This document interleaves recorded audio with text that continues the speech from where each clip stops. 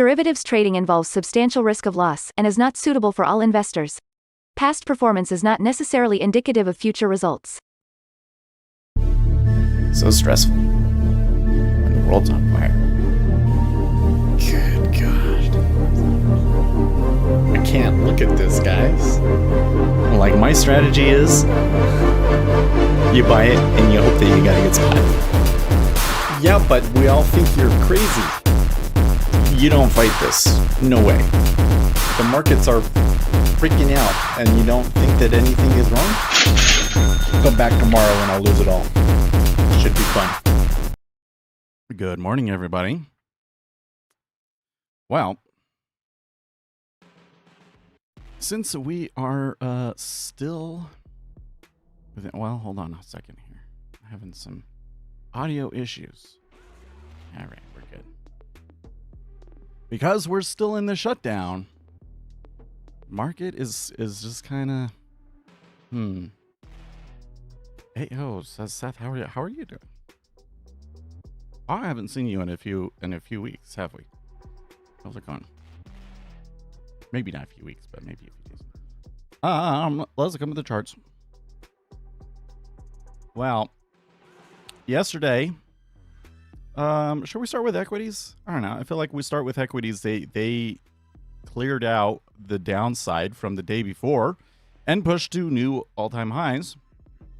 The Treasuries, well, they were able to hold their gains, although there still is a little bit of downward pressure, probably because of Japanese yen.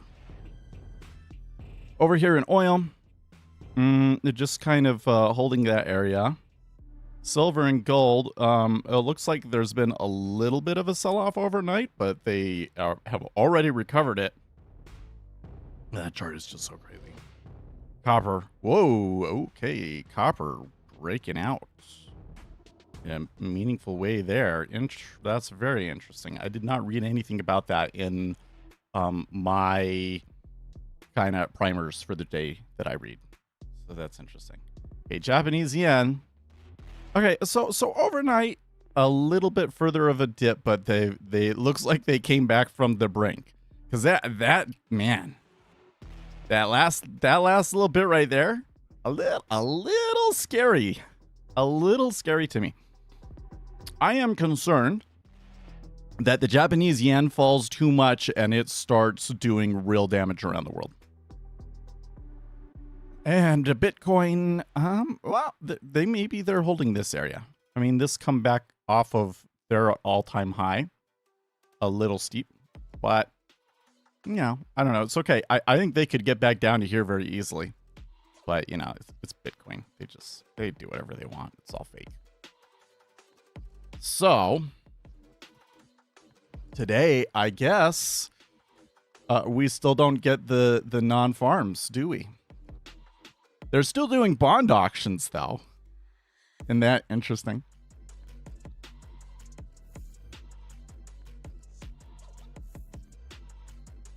Well, at the moment, we should be getting Fed's Bowman speaking. We do have, don't we have Powell speaking today? I read that Powell was speaking today, but I don't see it on my calendar here. Oh, no. It's right. It's like right now. Okay. Well, they didn't react to it. It was just like pre-recorded speech, so it's probably not going to be anything meaningful in that anyways. But we do get Bowman, Treasury Secretary Besant a little bit later here. And then after we're gone later, Fed's bar. It's a little hot in here today. I have the fan on. Hold on a second.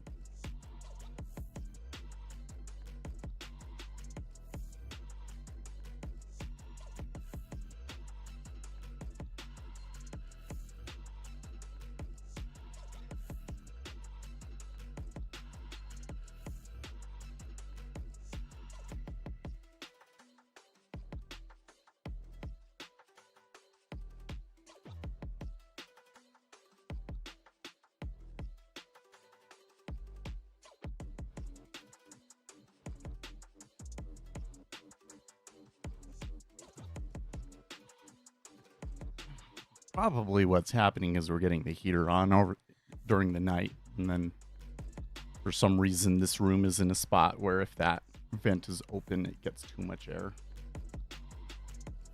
Gets too much heat. Well, let's come in and think about the E-mini,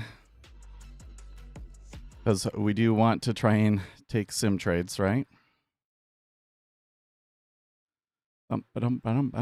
So I'm expecting gamma exposures probably still in similar-ish area, right?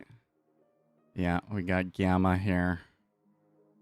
Still in very positive gamma territory.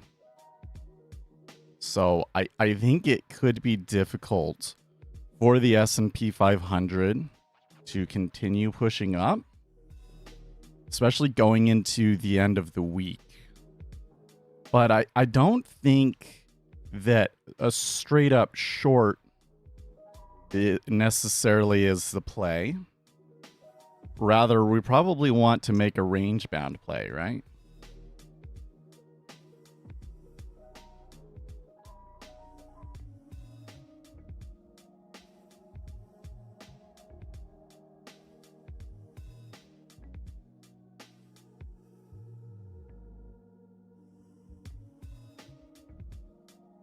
Oops, I think we want to go back and do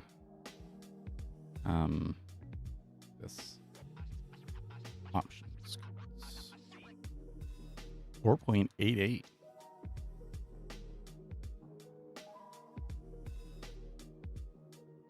Hmm.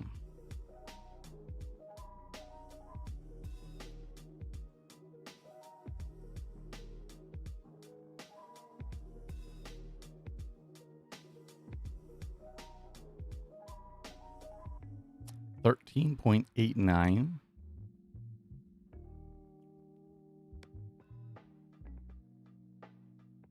What do we divide that by again?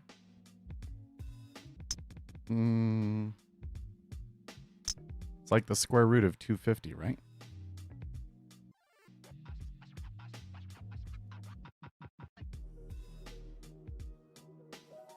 $15, $16, $16.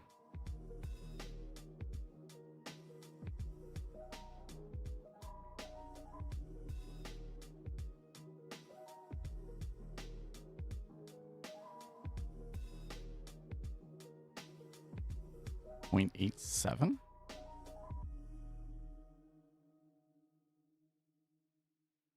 How does the cost basis do with ES?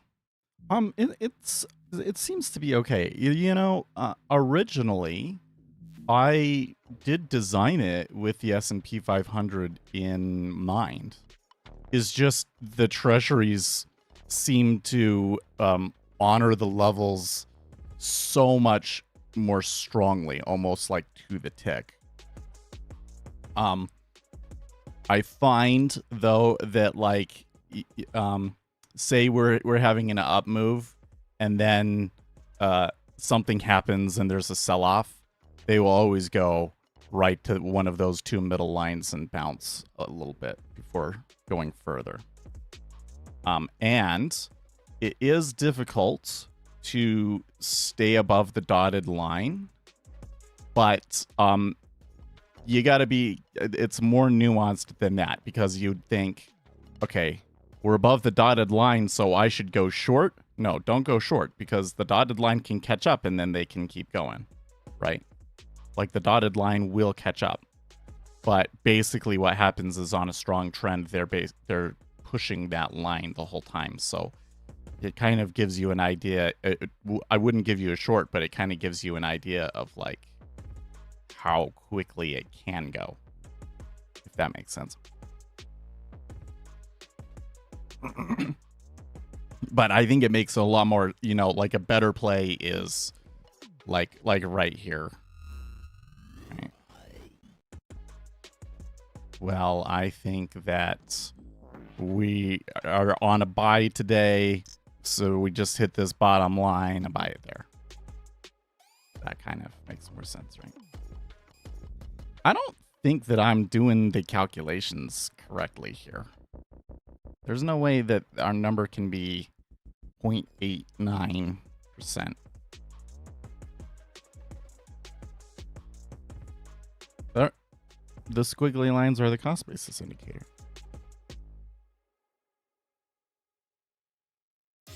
So basically, it's telling us the average position for short market makers or long market makers. Actually, it's not the average position. It's like the worst case position.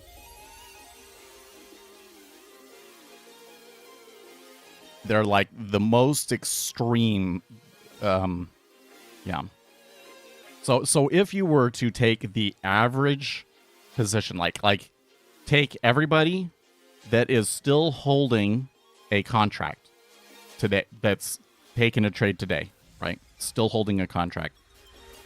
Those that have taken longs and those that have taken shorts, and find the average of that position, right? Those are the extremes.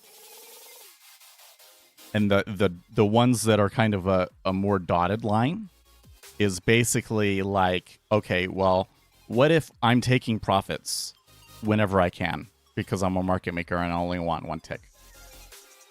How much money would I make, and how far do I have to go to get stopped out? That's essentially what it's telling you.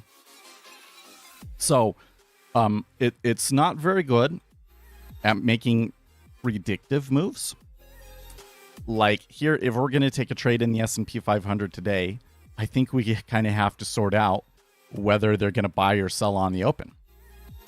But it does kind of tell us some things about what kind of mood the market is in and how it might react to those flows when they come in. So it seems to me that if the open is positive, that you could that they have a little bit of fuel there, and that doesn't take very long. So there's some upside is maybe a little bit limited. But they might try and push that because it's so close. Versus the longs made a ton. Anyways, it's a very, very interesting, especially on the treasuries. The treasuries react to it so pick and strongly.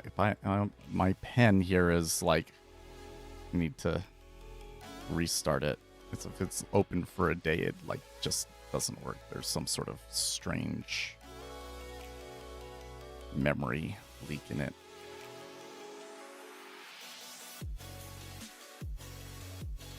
Like that right there.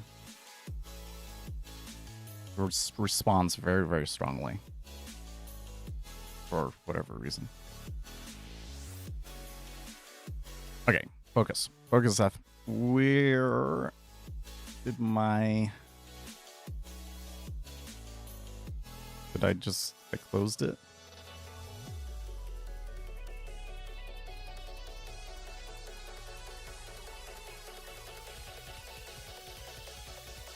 .86.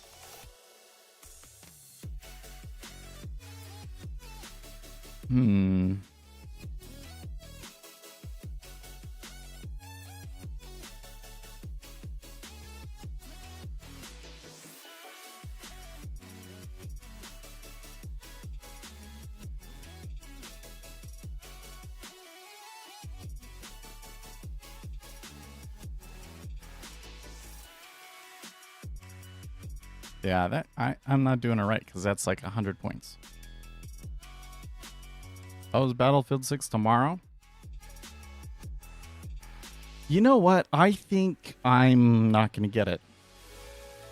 Because then I'll just want to play Battlefield 6 all day. And I'm going to have to stay focused.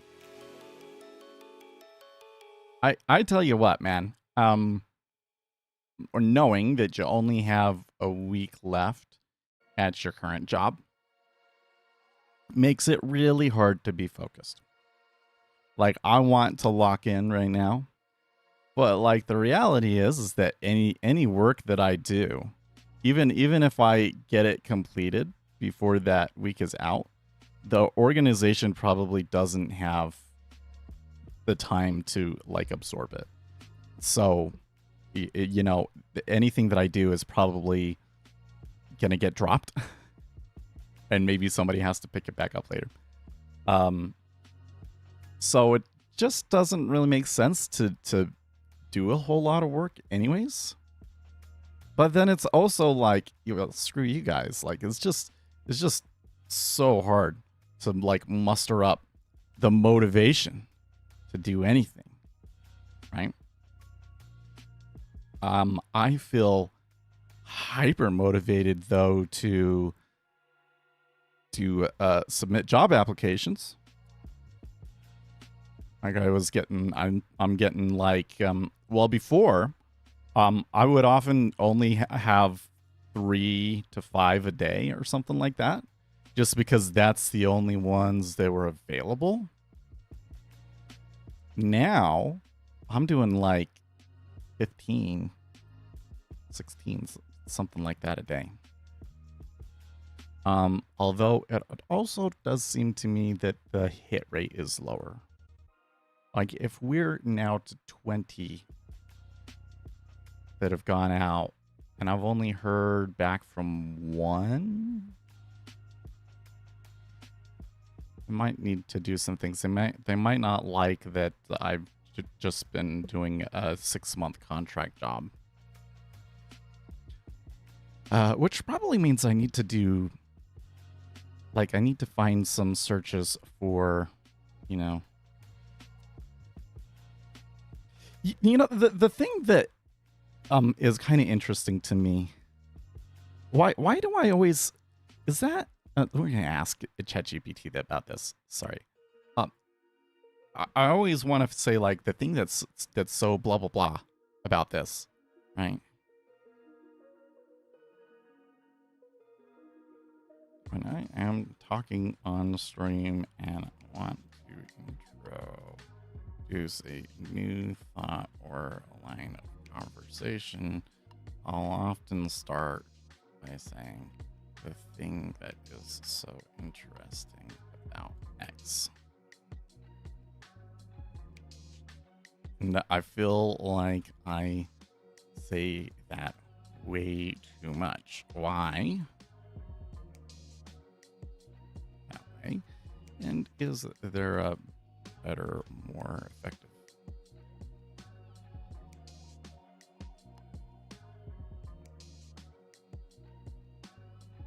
Introduce ideas.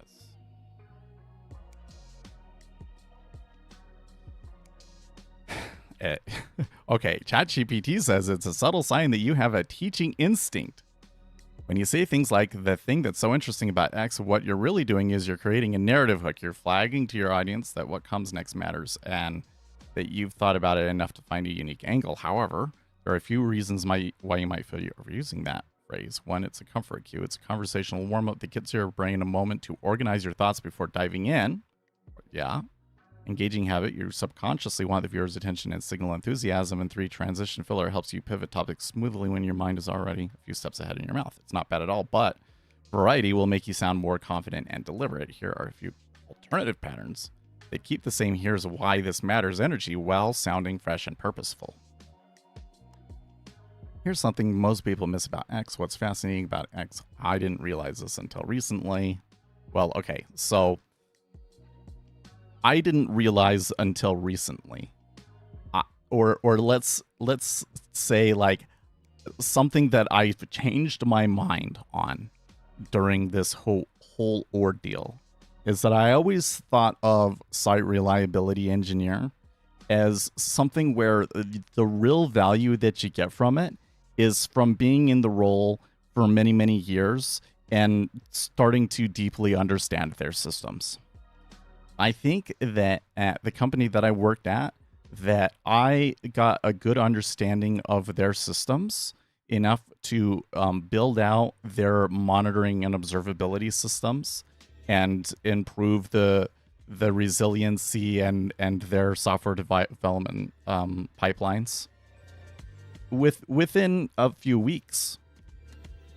And I was able to really, I think I've made a pretty significant difference there. Like, I think about one application, the application that I did the least work on, but there was some things about the way that it was being done that it honestly kind of made me mad.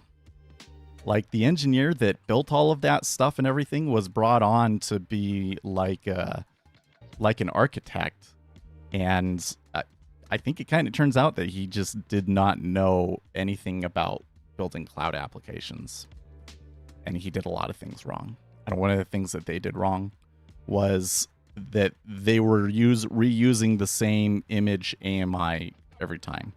So basically, like, when you wanted to do a new release, they would go onto one of the machines and they would have to like change the machine manually by hand and then export that AMI, and then they could run that, on all of the machines.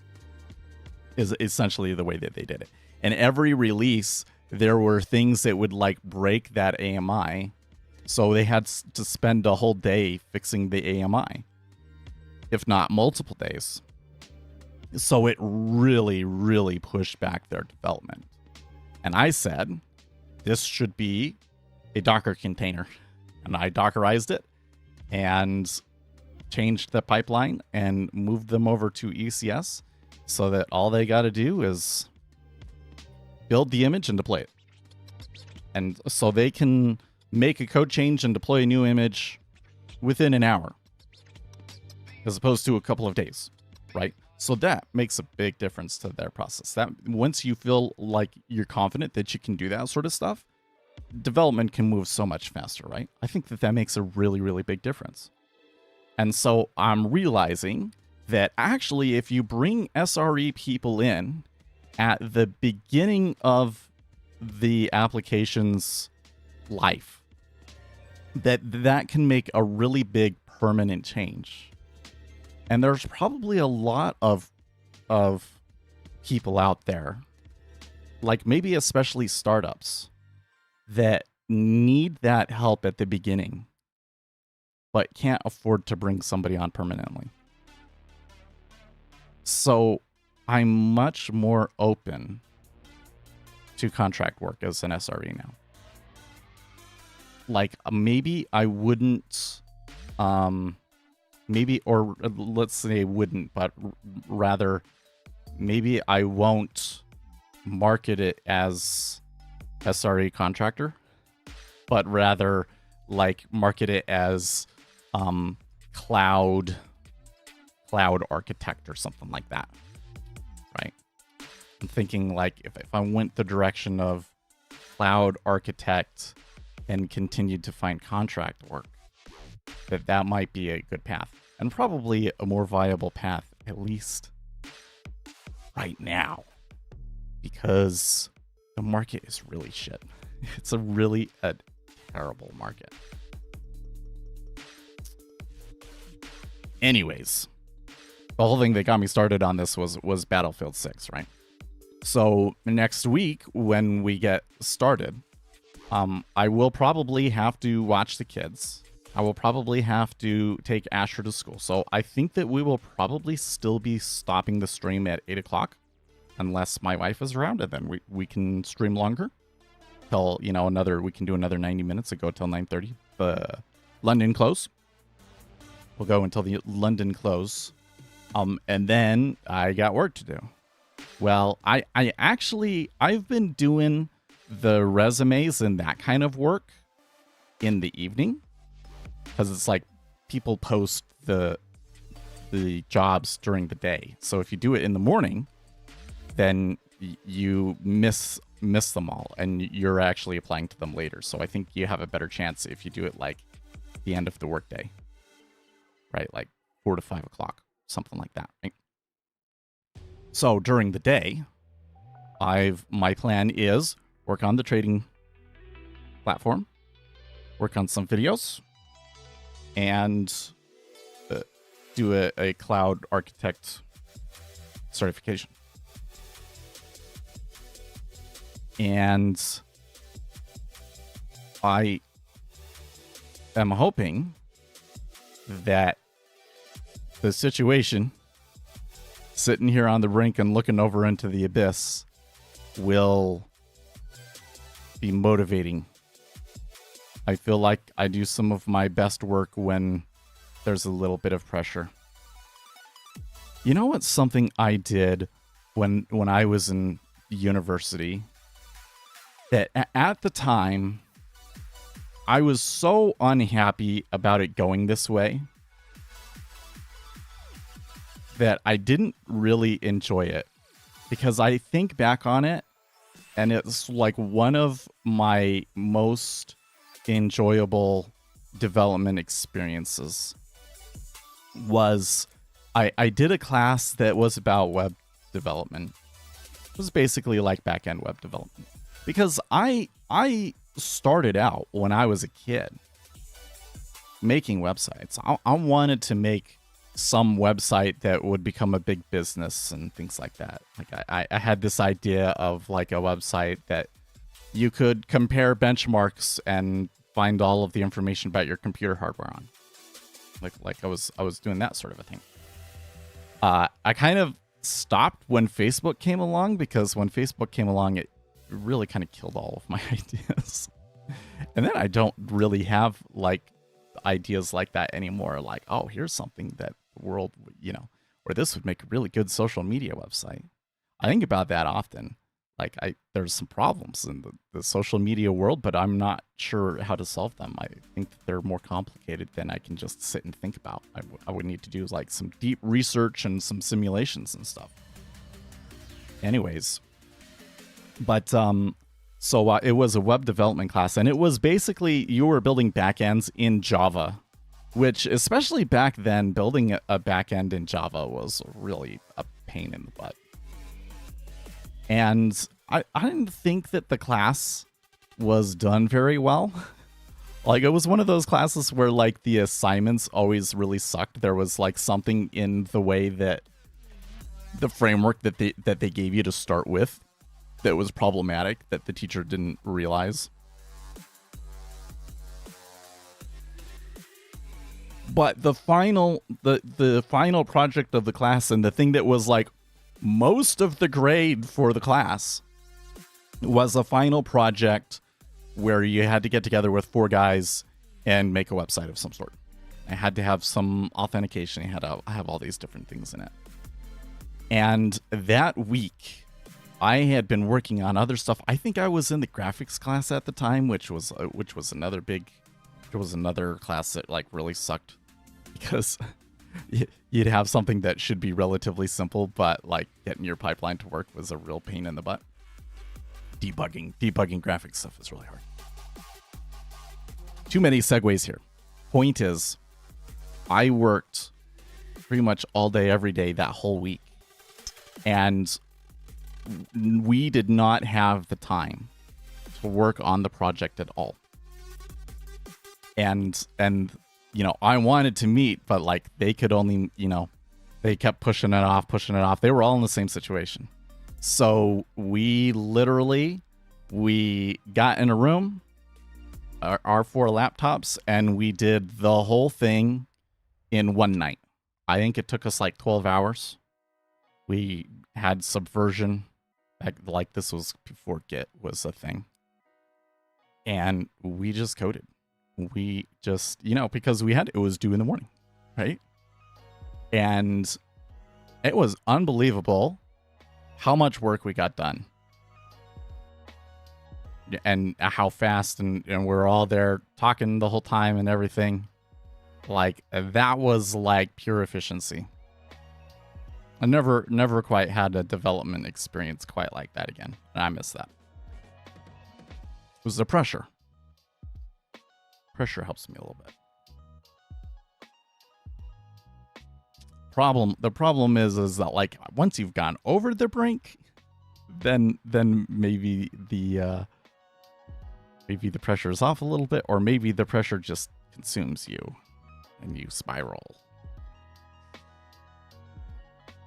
I think that before, because I couldn't work, I had to watch the kids all day. That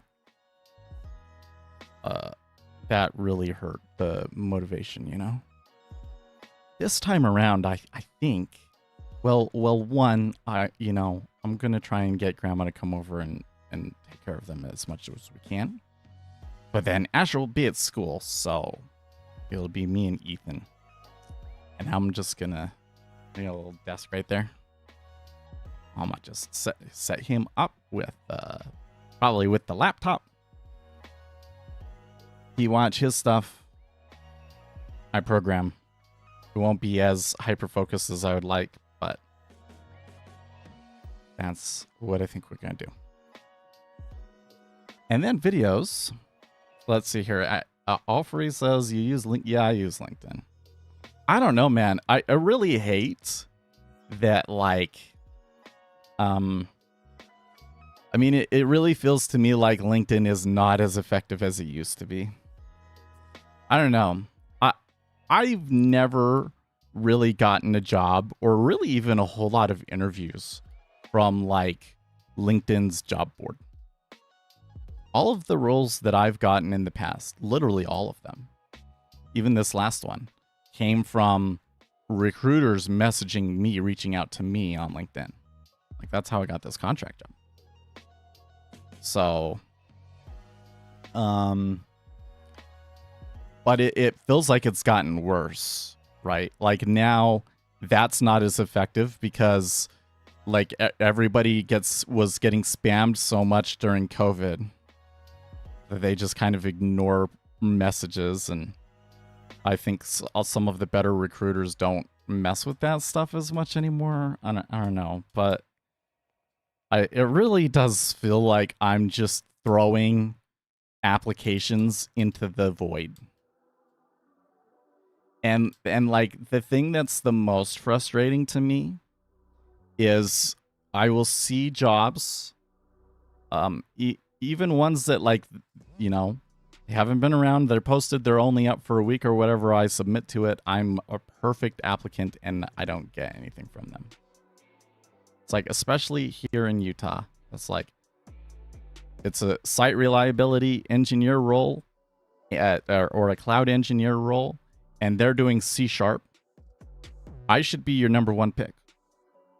Am I crazy? Am I delusional? I guess I don't really know, like, how many other people are there out there in the valley that have those particular skills. But I feel like that you're getting into pretty narrow territory. It would be very difficult to find somebody that has a better experience than me in that area. But then I don't hear anything. Is my resume like bad? Do I have mistakes in the resume, or there's things about it that they don't like? They don't like that I've you know, the job that I'm at right now, it's been 6 months and it was a contract job. They don't like that there's a gap in there of 6 months. Like what? But then I go on Reddit and I read the nightmares from the people that are dealing with this stuff over there. The other day, one person that's been out of a job for 3.5 years, holy crap. And the amount of interviews and so forth that, at least in the last stint, we'll see for this stint, the response rate for me was substantially higher than everybody else. Most people were only getting like a 1 to 4% response rate, and I was getting like 5 to 10%. So that must mean that my resume is pretty good and competitive. But there is just something very, very wrong with this market, man. Like the recruiters don't know how, aren't able to filter through all of the resumes and actually find the best candidates. Yeah. So what makes me stand out? I think that the things that would make me stand out, one, I did work for a big bank for a long time too, by the way.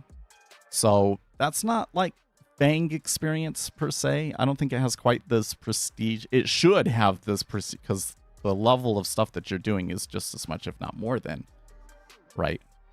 The thing that's funny about that one actually is what you do at like Google, Amazon, Netflix, etc. is pretty different from anything that you'll do at any other company. So there might not be as much carryover. Okay. Japan's Takashi is saying something, and that's moving the markets a little bit. Anyways, so the like transfer from Fang to like a small local company, there's not as much. But with a financial company, it all translates. So you get like the experience, like all of the benefits that comes from a large company, like, and especially from Goldman, like the development, right?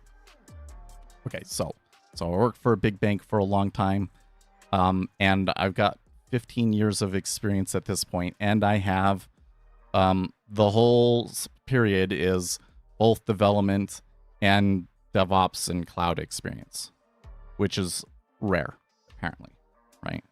So those are the things that I think would make me stand out, and where it would be like, especially when you get into certain technologies and stuff, like I should be your top candidate in Utah, and I don't hear anything. So, but then again, like I'm not able to look through all of the resumes, right? I get absolutely no feedback about where I am on the totem pole, right? But I think if we're in an environment where the number of job applicants, there are more applicants than there are open positions out there, we know that. And it's probably been that way for quite some time in the software industry, in the tech industry. You know, it's going to turn into this thing where like only a certain percentage of the people out of a job are going to be able to find a role. And if you're not at that cutoff, right? And maybe it's like only 10% are going to be able to find a role. And I'm like that top 20%, you know? And so even, but I think that if there's somebody with my experience struggling to find work, then like this economy and something is very, very deeply wrong with this economy, you know?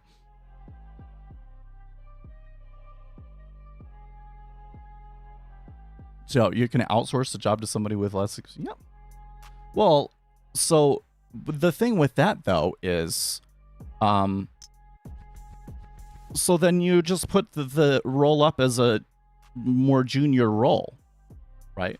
Like if I want a site reliability engineer, but I want it cheap, then I would just, you know, I would hire a junior SRE. I would hire somebody with like 5 or less years of experience. Why would you put up a job that, you know, wants more experience than that? Is a senior role, you know? And like it's, they have like the compensation range and everything. So like it shouldn't be a problem with that.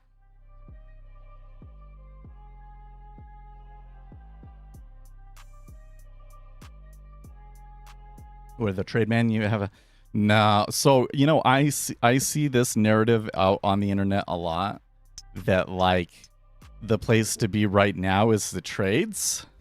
No. I mean, it's probably easier to get a job in the trades right now, but it is, a lot of those jobs really, really suck for starters, and don't necessarily pay well, and it's really hard to get in. Like the amount of BS that you have to put up with to get in is like unreal.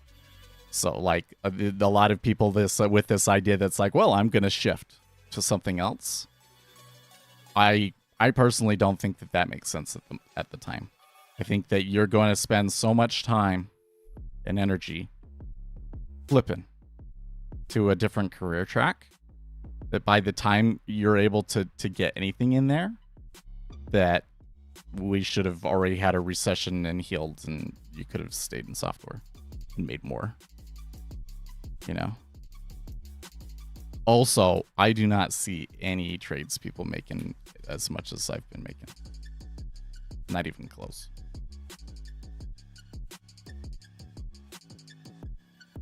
Like, I think that you got to get into, like, the really super high-skilled certified welders before you get to the kinds of pay that I've been getting. I don't know. And like the frustrating thing is that you can go, okay, well, like you have a lot of experience, but you can still go for the lower roles, right? But then you're overqualified and they don't consider you because you're overqualified.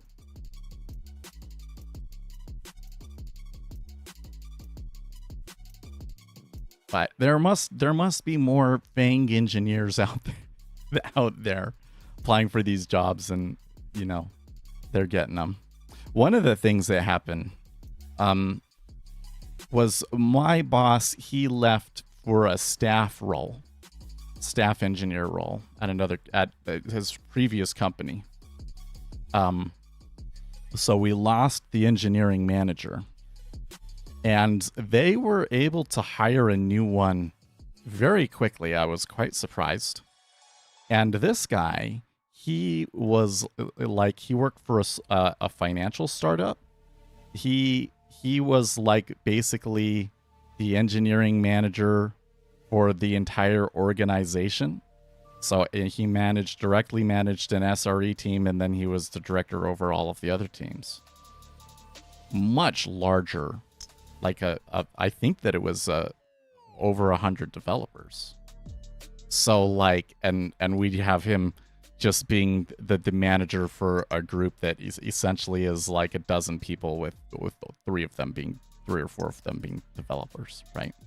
So that's a little crazy to me. That's kind of like, well, it's like a good role for him, but at the same time, I'm kind of like, feels like he's overqualified for it, you know? Whatever.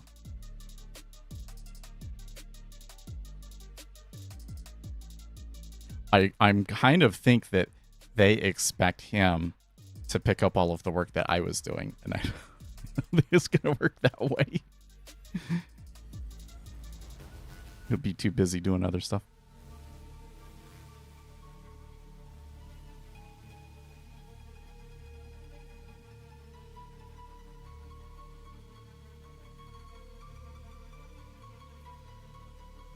But I really, you know, one of the things is that I see is that people say, well, it's IT is cooked, right?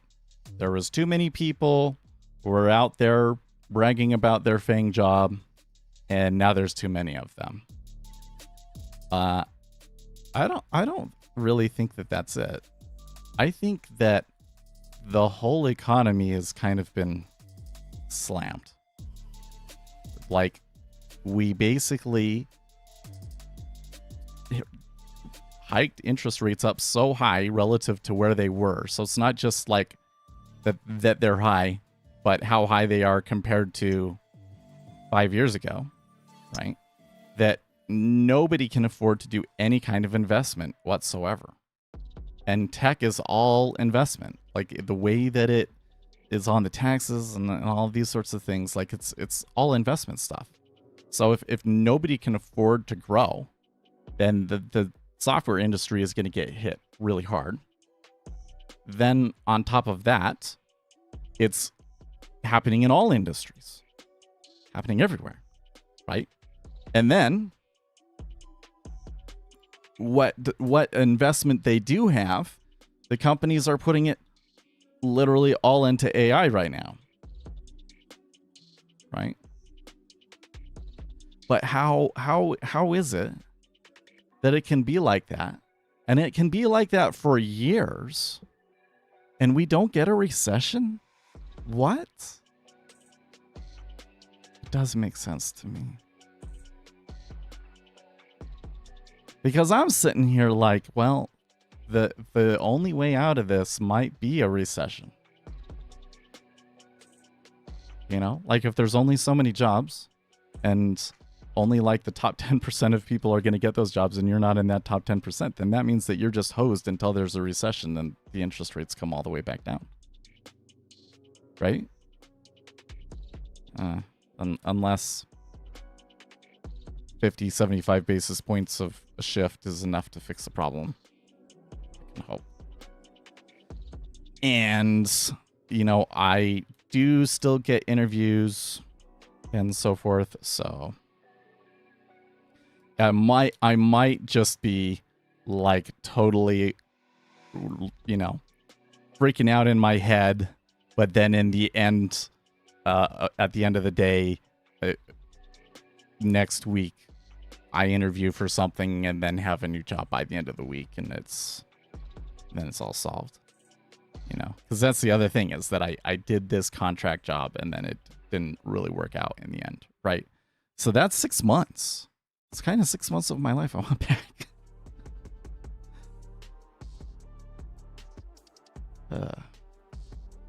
Let's see here. Do you have a thought on risk strategy algos? I'm trying to understand what are the necessary pieces of a successful algo. Something that's constantly crossing my mind is live optimization, but I wonder what are the other pieces that are just as or even more critical than that.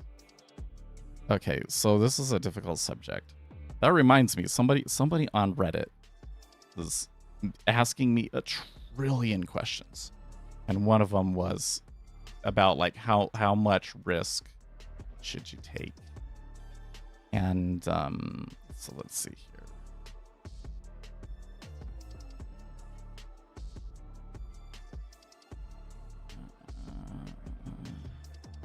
NQ. Of course he's NQ.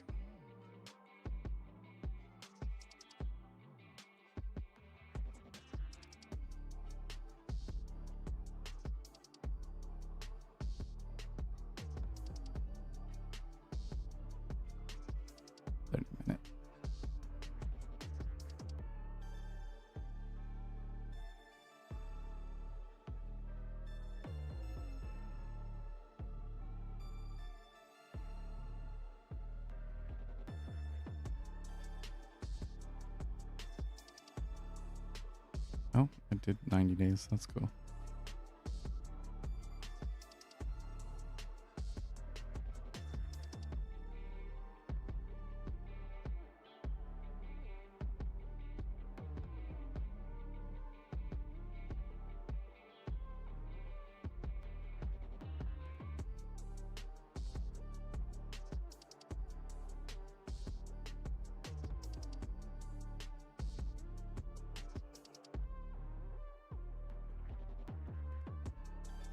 Post pictures over in here.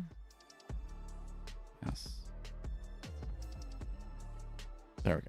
Okay, so anyways, so here's the thing. You're going to hear a lot about risk management, right?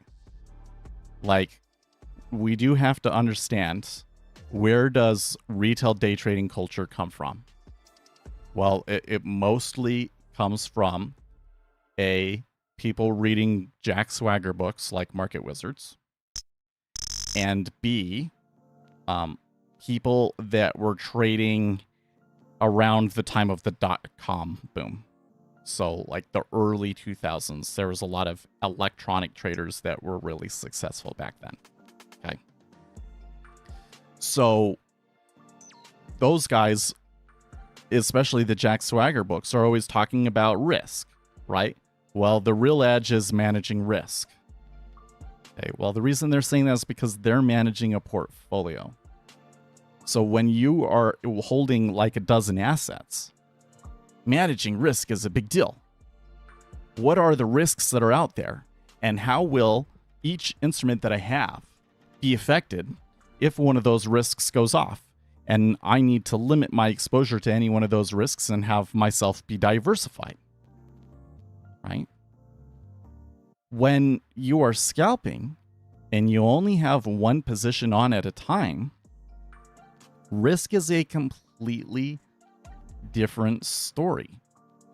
And I feel that the story that most of us has been taught is a little bit, in some respects, oversimplified, in some respects overly complicated, and doesn't really help you.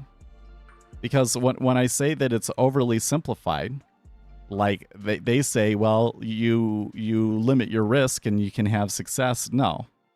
You limit your risk so that you don't blow up your account. Okay? But it's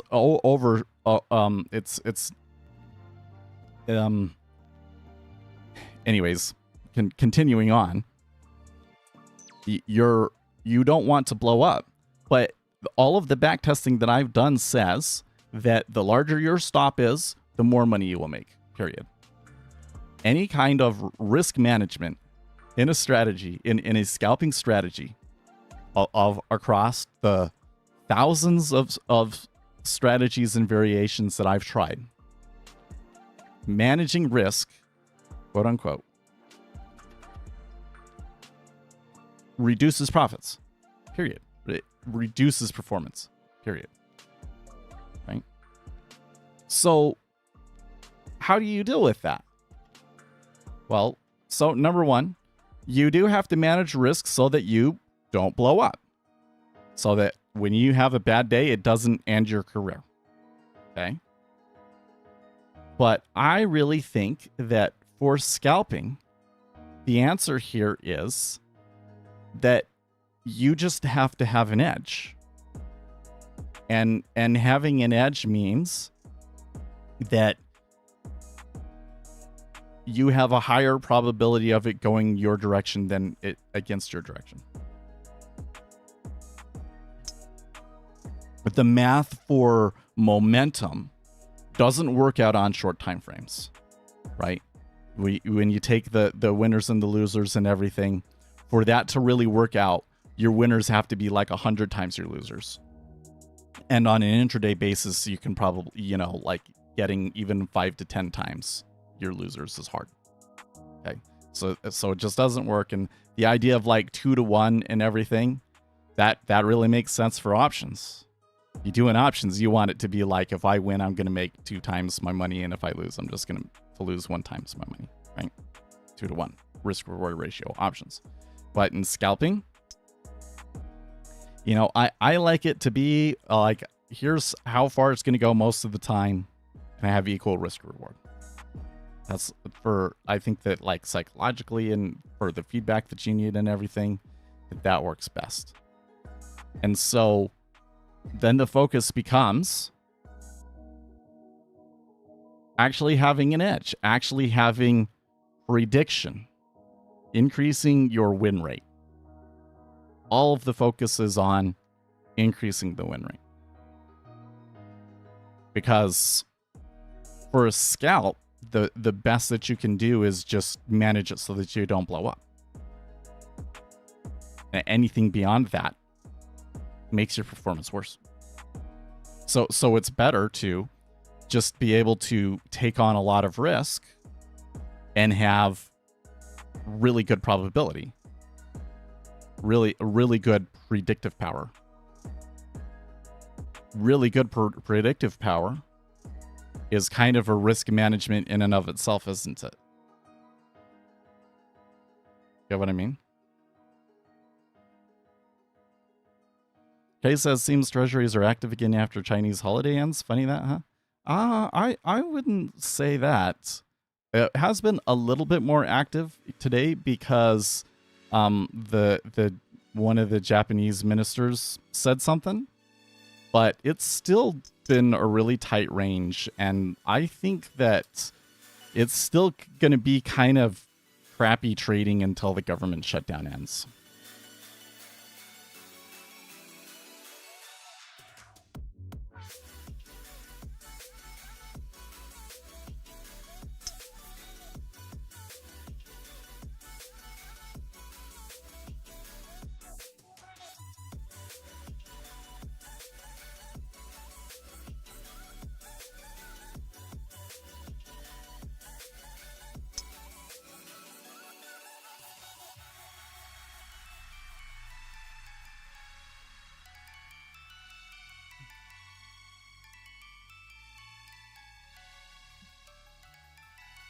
Now, to the question of algos, the question is still, well, what are some things that I can do that will increase my probability?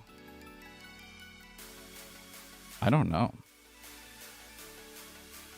Like, there's definitely, like, you get a data series or a transformation on a data series that makes that resulting feature that you're passing into your decision matrix, like highly predictive of what the market is going to do, right? what can you do beyond that? It seems like there's some tricks in that respect that I'm missing, I think, you know. But that's where you get to like maybe that shows that I am a more advanced trader, right? When you understand what you don't know, right? So I'm stuck in exactly that. The stop loss thing is killing me. And I'm seeing the same thing you mentioned, where larger stop loss before. Yeah. Yeah. Totally. Oh, you know, I just realized we never turned on our robot. Actually, I wanted to change it again, if I can. So yesterday, oh wait, come on, where'd it go?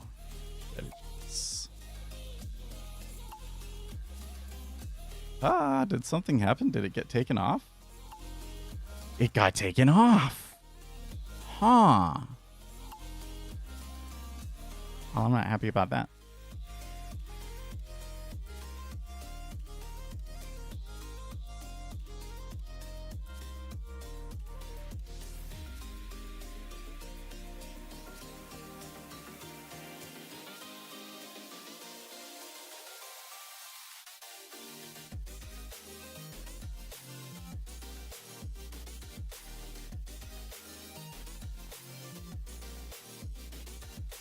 I think we had a trigger of 3.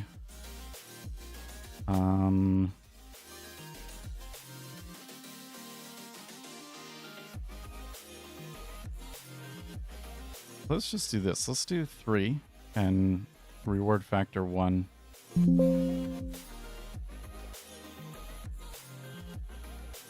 Hopefully that saves the data correctly.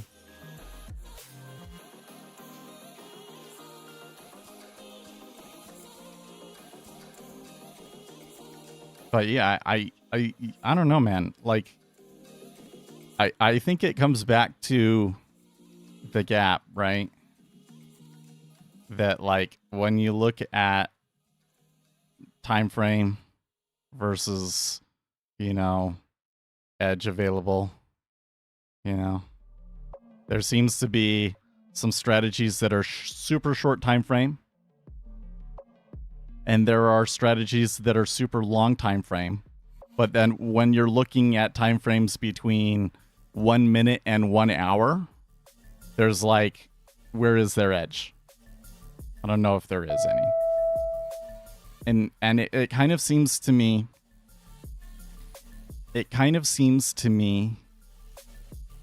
that the market is intentionally structured that way. You get what I mean? Like, really, the reason that the market exists is so that people with the money, with the capital, have liquidity to execute into. So that people with the information have the liquidity to execute into. Because otherwise, they wouldn't be able to do their thing, right? You have, oh, cool, you have this ownership in the company. Much good it is to you, there's nobody to sell it to. There's not enough liquidity in the market. You want to sell it, it's a huge deal, and you can't really make any money from holding your company, right? Or if you have information, as soon as you try and execute on that information, it moves the market so much, everybody knows what's up, and so you can't really make very much money from that either, right? It has to be liquidity out there for you to be able to execute into. And so the reason why these ones over here exist is because of microstructure, right? These are things that take advantage of aberrations in the way that the market works, or like taking advantage of speed to make money, right? And these ones over here are basically momentum, value, and maybe options, right? This area, the reason there's a gulf here is because if there was a lot of really good strategies to use here, then those people with the money and the people with the information wouldn't be able to do their thing. So I kind of think that the market is intentionally built in a way so that anything less than a day is as random as possible. And then this is just kind of an aberration they can't get rid of, you know?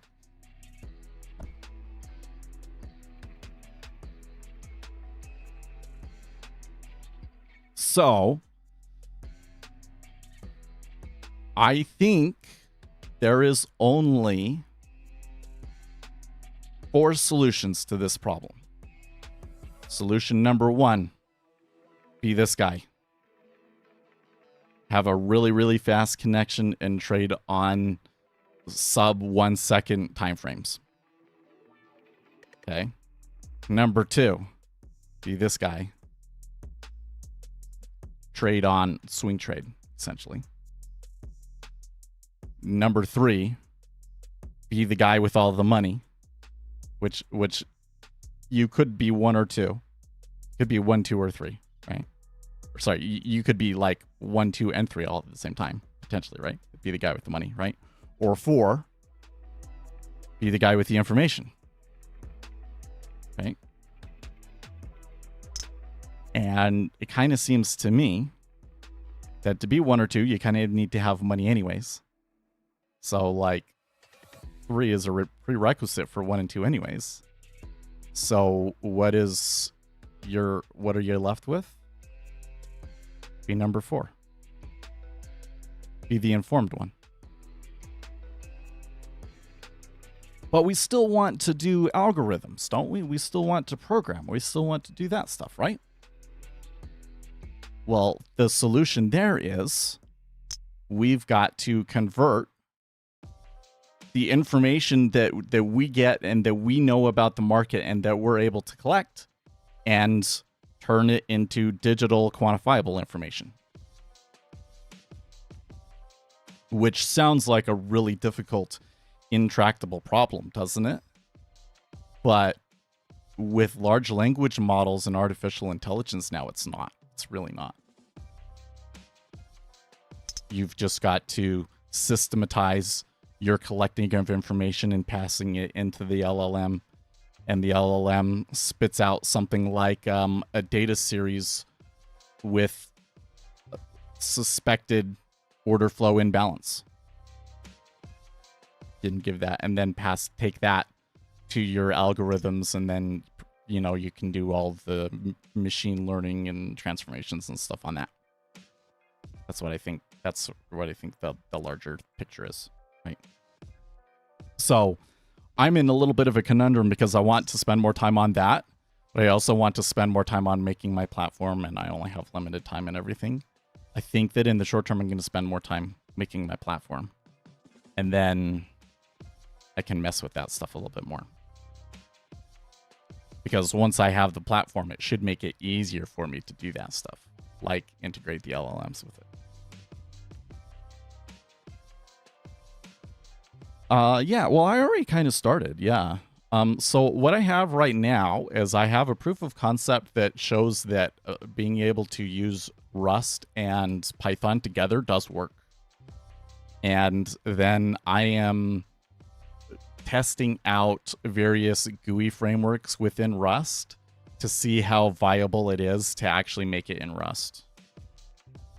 And I've been through a couple of dead ends, but I think I've come to a spot where I think I still have to finish it, but I think that we'll be able to prove that.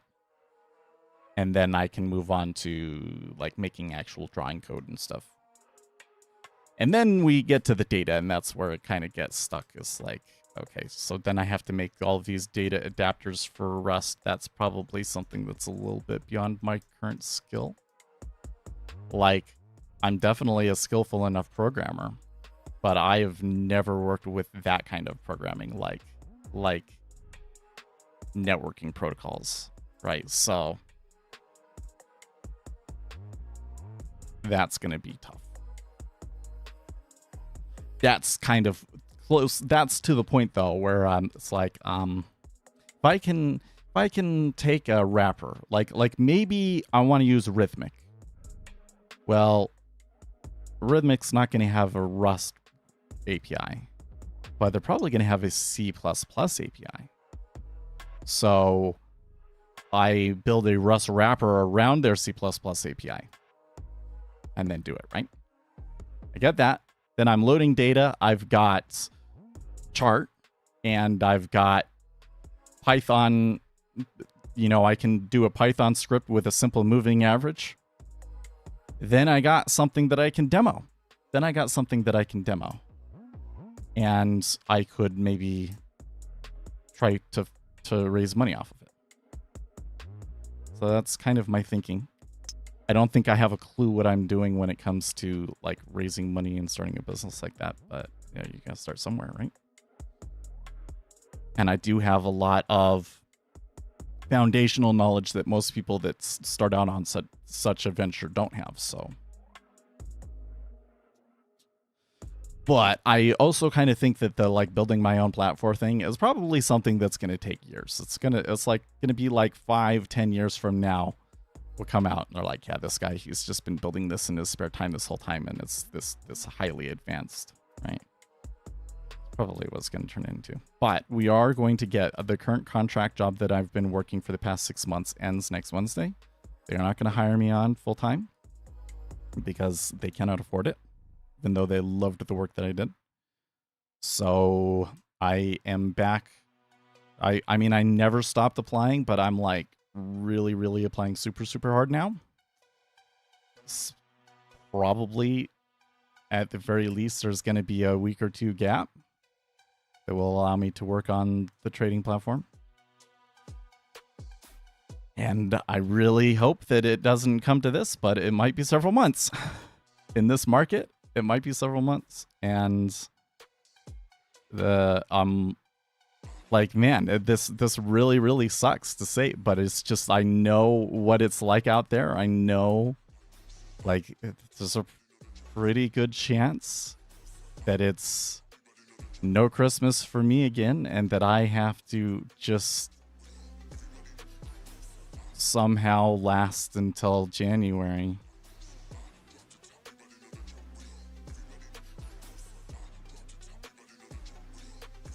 Because this is kind of the time of the year, and I feel like we're starting to get out of it, because after October it's not as good. But you know, where like companies do hire, but you know, in November and December they don't hire as much. So that's what's going on.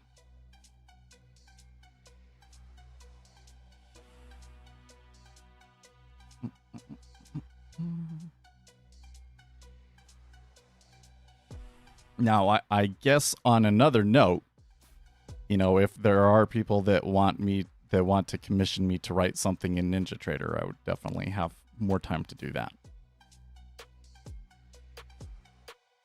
Probably can even pick up, you know, like normally I really don't like small beginner projects like that, but I could pick up even those.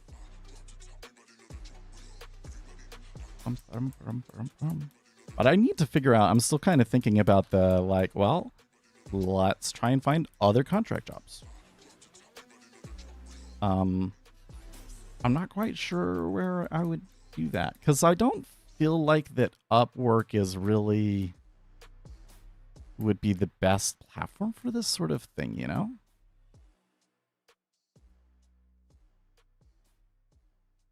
Let's ask ChatGPT. I've kind of asked ChatGPT this before, but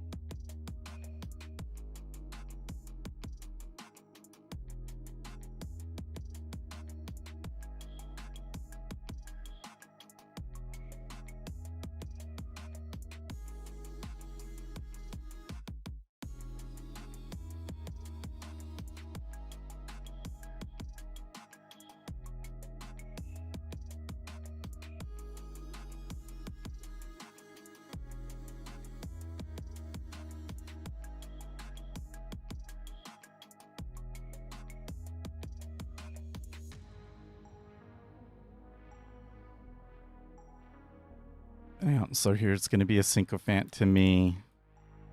You're absolutely right. Whenever an LLM starts out its response with, "You're absolutely right," I'm immediately like, screwed up. I didn't give it a good prompt, and it's just brown-nosing me. There's a genuine market for short-term, high-impact cloud and SRE work. Many startups and mid-sized teams desperately need infrastructure help early, but can't justify a full-time hire. The challenge, as you said, is that the current marketplaces like Upwork or Fiverr aren't a good fit for this type of relationship. They mostly attract smaller gigs and cost-sensitive clients rather than companies looking for professional engineering work. Okay, so I like that. It understood what I was asking. It's like, well, I don't think that it's really good for this. It understands, yes. Upwork is mostly small gigs and cost-sensitive clients rather than a company. So how do I build the company? First, find the value proposition. Your pitch isn't, "I'm a DevOps contractor." It's more like, "I help startups and small teams get production-ready cloud infrastructure from day one. Scalable, secure, and maintainable without needing a full-time SRE." Yep. This framework puts you in a consulting rather than a freelance labor bucket, which commands higher rates and attracts more serious clients. Yes, that's what we want. Find a standardized offering. Clients need clarity on what they're buying. A few examples: MVP infra setup packaging, 2 to 3 weeks. Build a minimal AWS, GCP, Azure environment with infrastructure as code, CI/CD, and observability. Cloud cost optimization audit. Review infrastructure, provide report and savings plans, resiliency and monitoring upgrade. Improve alerting dashboards and deployment safety over 1 to 2 months. Standardizing offerings makes your work productized, which scales much better than ad hoc consulting. Where to find clients. This is what I actually want. So here are some channels for high-skill cloud SRE contracts. Angel list / well-found, or filter for early-stage startups and pitch short-term infrastructure help. Total TopTal. Oh, isn't that TopTal the one that I signed up for and I never heard back from?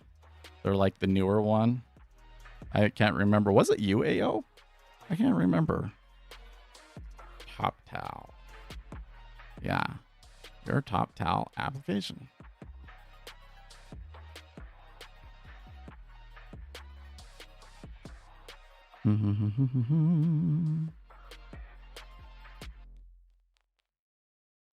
You can check in on your application status at any time by going to copcal.com. Okay.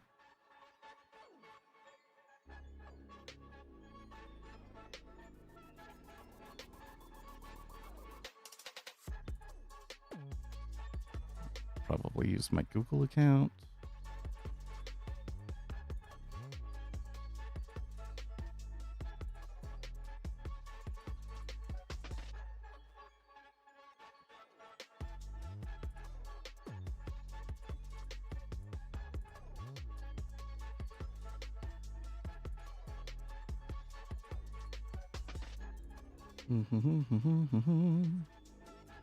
Still on the waiting list, huh? Well, that sucks. What are these other ones, though? Brain Trust, Contra, Outdefine. From AI Recruiter, AI Sourcer, Global Talent Network to Staffing Services, Outdefine delivers end-to-end recruiting solutions. Superstar Find Agent.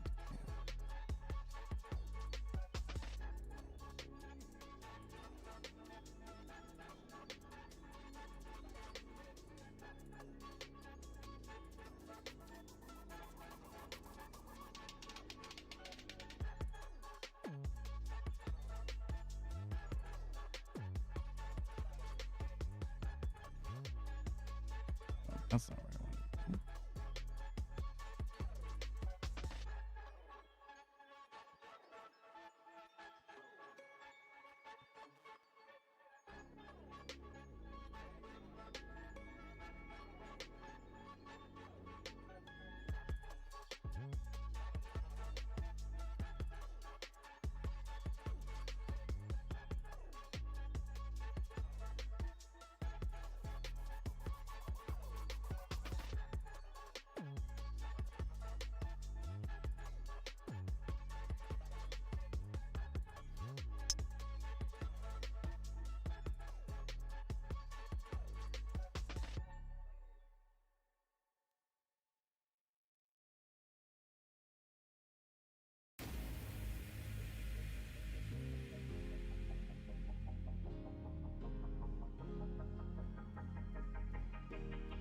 All right, what am I doing? Focus, focus.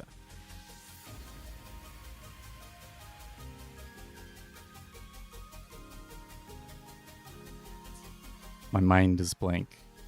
Who am I searching for?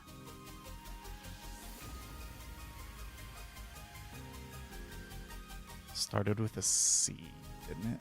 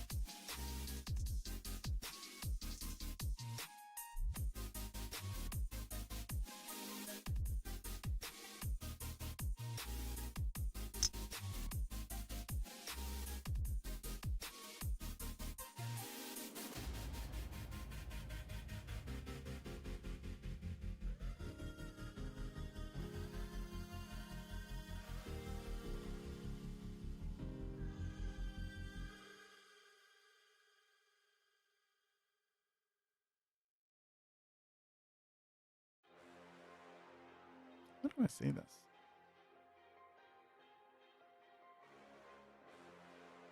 I feel like now is maybe not the time to do this, but no, it totally is. So, what did the S&P 500 do here?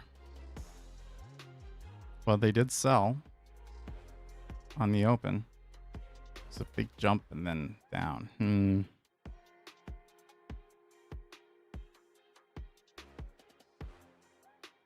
I guess I could have sold that. Oh. Yeah, I could have tried 64.05. I know, picking the exact spot would have been hard, but I think I could have gotten it.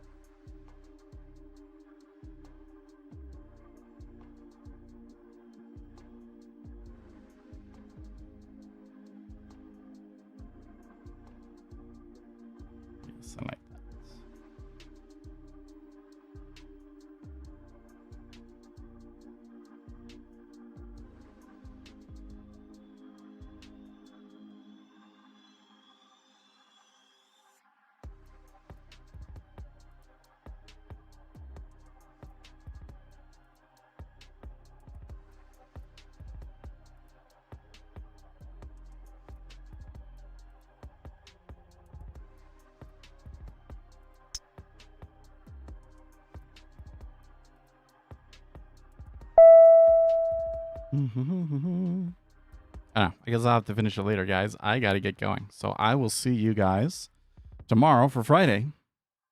Friday could be interesting this week just because of the kind of week it's been. I must say, the E-mini seems to be selling off a little bit harder here. So I'm wondering if we're going to get another repeat of Tuesday. Well, anyways, I guess we'll find out. I'll talk to you guys tomorrow. Stay excellent, team.